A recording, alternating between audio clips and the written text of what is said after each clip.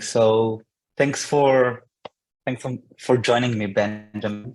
Um, I'm happy to host a revenue operations leader like yourself. Maybe you can get started by introducing yourself a bit and tell us about what made you go into RevOps. What's your journey been like?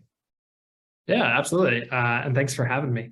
So I'm the global sales operations manager for a company called Ardoc that is based in Norway. And we're an enterprise architecture SaaS platform. I've been doing RevOps now for 5 or 6 years. And what got me into RevOps was I was actually a frontline sales leader. So I worked my way up from a BDR all the way to a sales director and found myself more in love with that process, right? Of the go-to-market strategy and what makes a sales process tick. What are the influences of how a company runs? And that's where my passion came from. So I found myself digging more and more into data, doing less selling, which isn't a good thing as a sales director. So I made the change, made the transition into RevOps, and picked it up from there. Um, that sounds amazing. It's a common journey to start in sales, like be a frontline kind of person and go into RevOps. How important and crucial do you think it is to have this sales background when pursuing a RevOps role? Oh, that's a good question. I think it's definitely given me a leg up because one of the things that we talk about in RevOps, right, is like we're kind of that therapist in the company. We're talking to each different department, whether it be sales or marketing or product, to try to bridge that gap. And I think it's really key from my perspective, especially when I talk to sales leaders and sales reps, is I can speak like I've been there, right? I understand their language. I understand the pressure they're under. So when someone rolls out a new metric and, hey, we're tracking against this metric, from a rep perspective, they're like, I don't care. I just need to sell more. Like that's what I'm here for. But being able to bridge that gap and have that conversation of, hey, this is why it matters, and this is how it's going to help you sell more. So I would say it's helped me a lot, especially in my RevOps journey. And do you feel like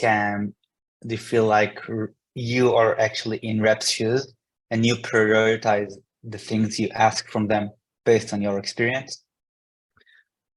Partially, yeah. I think I can communicate better with them because I've been in their shoes. I mean, I've been out of the game for a little bit now, so maybe I haven't sold through COVID, I haven't sold through some of this stuff, but I can definitely, when we're designing and implementing new processes, right? I like to take the mindset of if I was a rep and I was going through this process, what would matter to me? What makes sense from my perspective? And that really helps with that initial process build. And then when you pull in your internal champions, they're seeing it from that perspective as well. And that really helps build towards where you're going towards.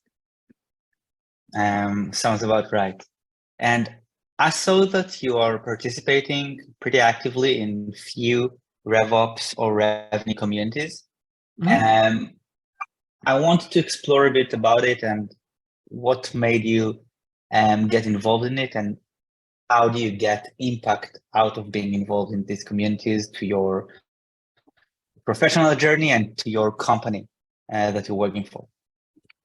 Yeah. I think being involved with the communities is for me, it's very impactful because that's where I go to challenge myself, not only in the sense of, hey, I have this question, what's everyone's thought process, but it helps me when I'm, exploring a new process. I can actually go research what people have done before and understand what's going on. And it helps kind of build that community.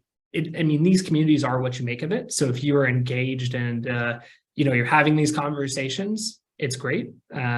So to me, it's really helped because like for some of these things, you can't know it all, right? I don't know it all. So I need to go out and learn, be challenged, and see if my process is making sense to other professionals in the industry.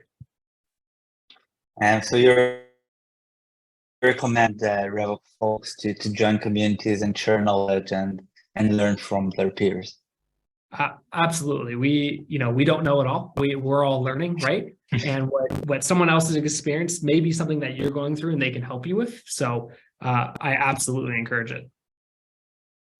Cool. So let's deep dive into a topic that is close to my heart, and I think for every RevOps, which is CRM data challenges.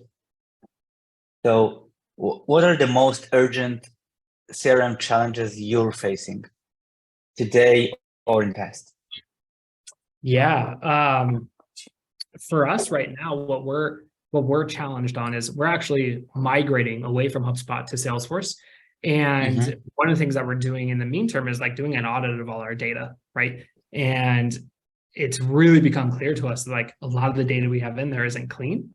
So when we look at, for example, territories, right, in books of business, we have stuff in those territories that shouldn't be there, or we have companies that's just like, this doesn't even fit the ICP. How do they get added in here and why, right? And we're trying to run reports and data off this stuff. So that's a big challenge for us, right? Making sure whatever is getting inputted is of quality, and whatever we have there is still staying up to date. So I think that's a challenge I think most RevOps professionals or those who are in charge of a CRM face and see every day.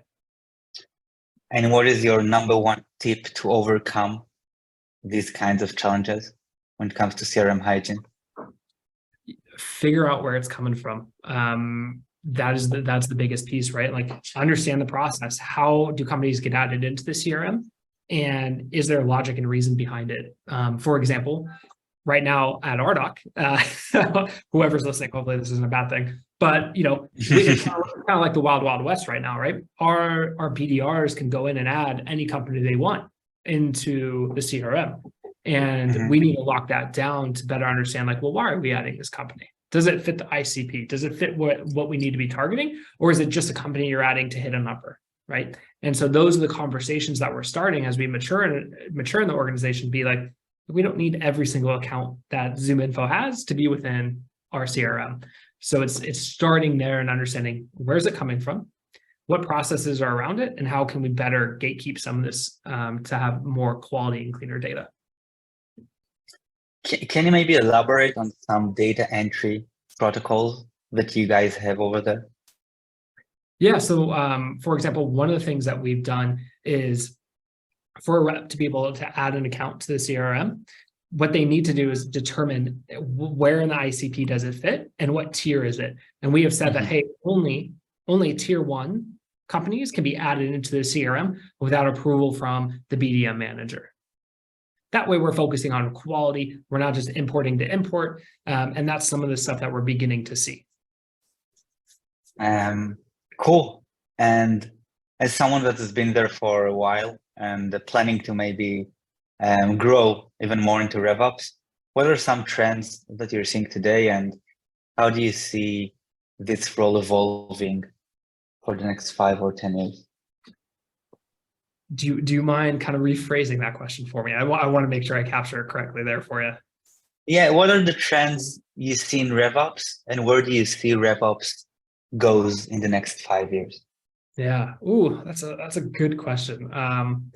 I think the trend right now that everyone's seeing is the value in RevOps, right? The scary trend is I don't think a lot of people understand how RevOps fits into their organization at that specific time.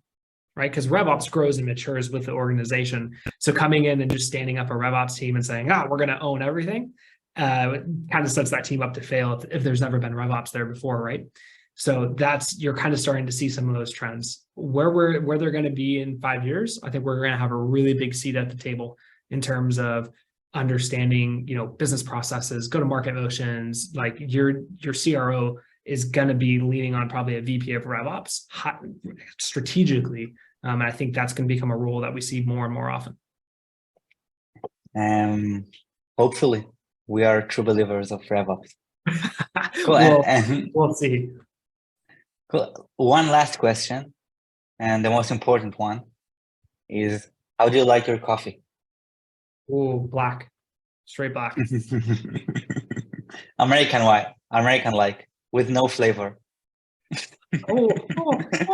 Black has delicious flavor. You just got to get the good coffee,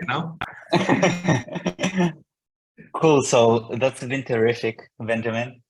Thanks for putting the time here, and I'm sure a lot of people will learn from you and enjoy this piece of content.